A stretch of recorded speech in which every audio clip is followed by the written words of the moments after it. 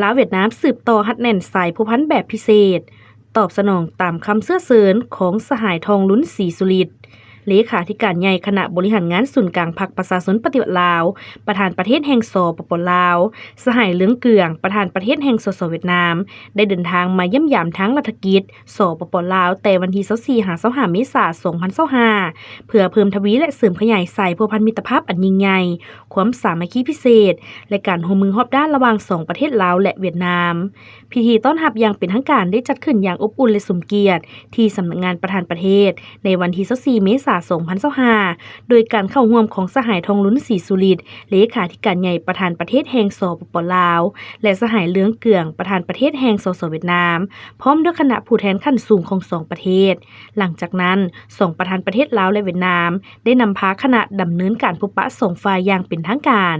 ในเวลาการพบปะ2สหายประธานประเทศลาวและเวียดนามได้ปรึกษาหารือและแลกเปลี่ยนความเห็นร่วมกันอย่างกงไปกงมาด้วยบรรยากาศไมตรีจิตมิตรภาพฐานสหายอ้ายน้องซึ่ง2ฝ่ายได้แจ้งให้กันทราบเกี่ยวกับสภาพการพัฒนาเศรษฐกิจสังคมภายในประเทศของตนและได้แสดงความสมเสยต่อบรรดาผลสำเร็จที่2ประเทศญาติมาได้ในระยะผ่านมาพร้อมทั้งได้ติราคาผลการพัวพันร่วมมือผ่านมาก็คือทิศทางแผนการจุดสุ่มของการร่วมมือระหว่าง2ประเทศในต่อหน้า2ฝ่ายได้มีความปิติยินดีที่เห็นว่าการพัวพันร่วมมือของ2ประเทศในระยะ1ปีผ่านมาแม้ได้สืบต่อมีการพัฒนาอย่างบ่หยุดยั้งในทุกกรุงเขตเวียกงานเป็นต้นการร่วมมือทางด้านการเมืองสืบต่อมีความไว้เนื้อเชื่อใจนักแน่นมั่นเทียงและนับมือมีความใกล้ชิดสนิทสนม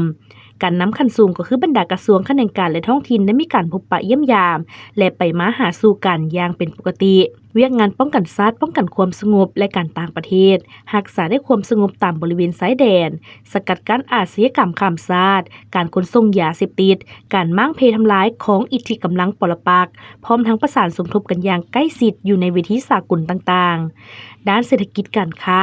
เห็นว่ามูลค่าการค้าส่งส่วนเพิ่มขึ้นในแต่ละปี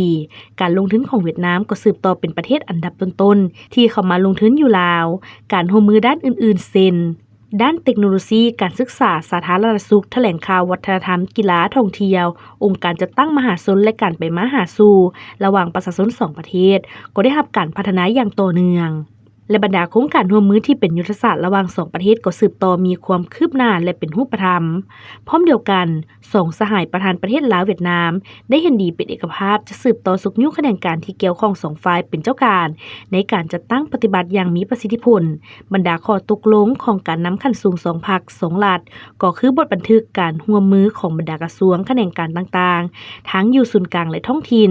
โดยเฉพาะการเสริมจอดพื้นฐานด้านเศรษฐกิจของ2ประเทศโดยผ่านบรรดาโครงการร่วมมือที่เป็นยุทธศาสตร์ที่สำคัญเพื่อเป็นพื้นฐานอันสำคัญให้แก่การเสริมโยงภาคพื้นและเป็นท่าแห่งขับเคลื่อนทางด้านเศรษฐกิจของลาวและเวียดนามในอนาคต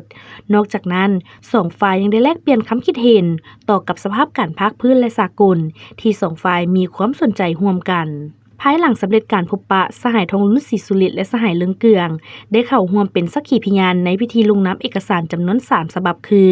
หนังสือเจตจำนงว่าด้วยการช่วยเหลือการก่อสร้างสำนักงานกองบัญชาการทหารชายแดนกองทัพประชาชนลาวระหว่างกระทรวงป้องกันประเทศสปปลาวและกระทรวงป้องกันประเทศสสเวียดนามแผนการร่วมมือประจำปี 2025ระหว่างกระทรวงยุติธรรมแห่งสปปลาวและกระทรวงยุติธรรมแห่งสสเวียดนามและบทบันทึกช่วยจำว่าด้วยการร่วมมือระหว่างอำนาจการปกครองแขวงอัตตปือแห่งสปปลาวและคณะกรรมการประชาชนแขวงยาลายแห่งสสเวียดนามระยะ 2025-2030 พร้อมกันนี้2สหายประธานประเทศลาวและเวียดนามก็ได้เข้าร่วมเป็นสักขีพยานในพิธีมอบรับใบอนุญาตลงทุนฉบับดัดแก้ให้แก่บริษัทไฟฟ้าเซกะหม่าน3จำกัดตื่มอีก